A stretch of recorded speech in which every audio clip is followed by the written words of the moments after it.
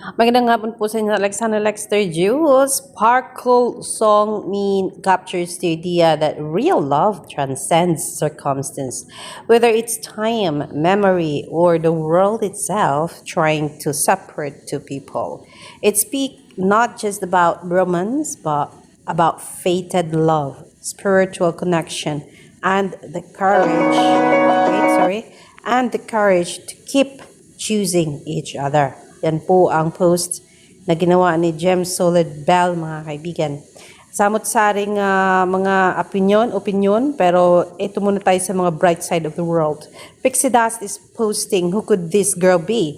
Ang mapapangiti ka talaga, pinili ang masarap na nga sulit pa. Drop a guess if you know that smile. Sarap Saver saved her day.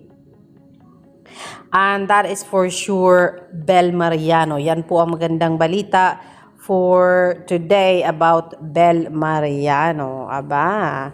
Another good news about Bel and Donnie, mga kaibigan. Aba. Itong post po ni Mr. Anthony Pangilinan ba yan? Bakit ang sakit? Sabi ng isang comment. Marami pa po tayong nakitang mga posts sa social media about Donnie and Belle. Talagang pinag-uusapan sila ngayon.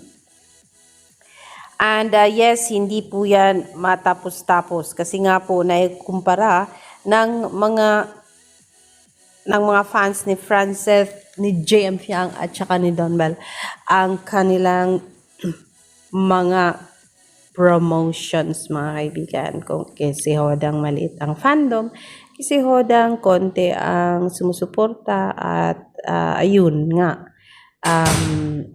sabi ng iba, kawawa naman silang hindi favorite. Pero yes, sabi nga, nasa tao ang gawa, hindi na po sa management ngayon. So kung kayo ay talagang feeling nyo kulang sa promotions ang paborito nyong love team, nako, gawan nyo ng paraan. Kasi hindi naman lahat pwedeng gawin ng management para sa love team nyo. Kaya na nga lang, gaya ng Don Bell, mga fans nila mismo ang gumagawa ng way para pag-usapan at ma-promote ang kanilang paboritong artista. So kung kaya nga, dahil hindi naman lahat ng oras ay nandyan ang management para sa isang love team, kasi nga sa dami ba naman ng mga artista sa tahanan ng ABS-CBN.